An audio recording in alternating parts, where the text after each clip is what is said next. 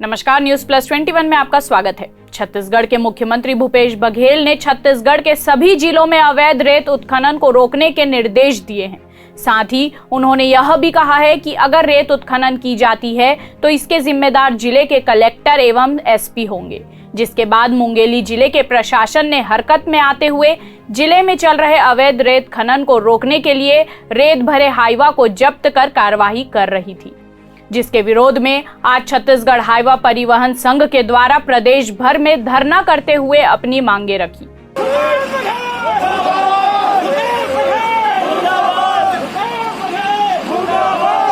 मुंगेली जिले में भी हाईवा परिवहन संघ के द्वारा सिद्धार्थ पेट्रोल टंकी से हाईवा गाड़ी में सवार होकर नगर भ्रमण करते हुए कलेक्टर परिषद तक पहुंचे और मुंगेली के जिला कलेक्टर अजीत बसंत को मुख्यमंत्री भूपेश बघेल के नाम ज्ञापन सौंपा।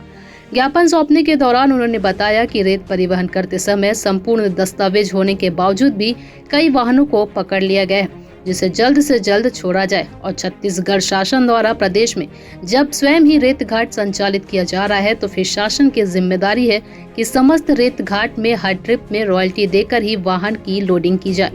रेत घाटों में हो रही रेत लोडिंग में अनियमितता को रोका जाए एवं स्वयं के द्वारा निर्धारित मूल्य में ही रेत लोडिंग की व्यवस्था की जाए। इसके साथ ही उन्होंने यह भी बताया कि हाईवा मालिकों को जनप्रतिनिधि एवं विभिन्न शासकीय संस्थाओं द्वारा किए जा रहे प्रताड़ना एवं अवैध वसूली से भी मुक्त कराया जाए। बड़े भैया ओंकार सिंह के वहाँ हम सिद्धार्थ पेट्रोल पंप से लेके कलेक्टरेट पहुँचे हैं और सीएम के कैसे पहुँचे? धरना हाईवा के साथ और कलेक्टरेट आके हम लोग सीएम के उससे हम लोग ज्ञापन दिया कलेक्टर साहब को।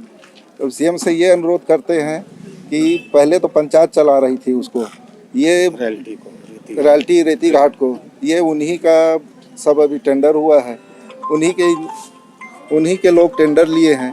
रॉयल्टी पर्ची हम लोग जारी नहीं करते, रॉयल्टी पर्ची हम लोग जारी नहीं करते, रॉयल्टी पर्ची सरकार जारी करवा रहा है। हम रॉयल्टी पर्ची लेकर आ रहे हैं, उसमें हमारी क्या गलती है? 11 घर मीटर 12 घर मीटर उसको दो ना भाई, हमारा अगर कहीं 40 घर मीटर का रॉयल्टी हमारा वो दो, हम रॉयल्टी देने के लिए तैयार हैं। मुख्य मांगे क्या है? मुख्य मांगे यही है कि हमारे रॉयल्टी पर्ची हम लोग लेकर आ रहे हैं, वो तो सरकार के ही द्वारा है ना, रॉयल्टी पर्ची जारी करें। जो शासन का जो नियम है वो लोडिंग करे।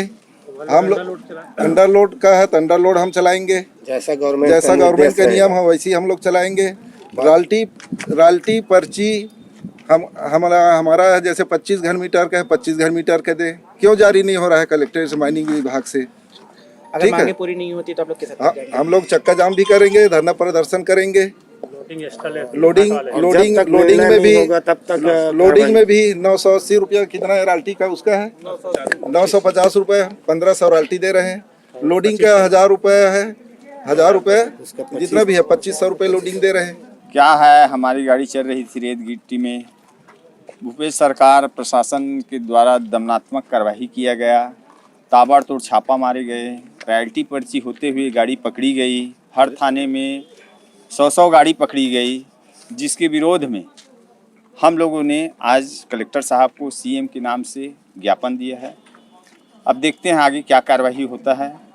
हमारी गाड़ी 8 दिन से खड़ी हुई है, बंद है, रेत घाट अचानक बंद कर दिया। गाड़ी का किस्त है। सरकार ऐसा टाइप का हमारे ऊपर व्यवहार किया जा रहा है सरकार के द्वारा कि हम कुछ कर नहीं सकते।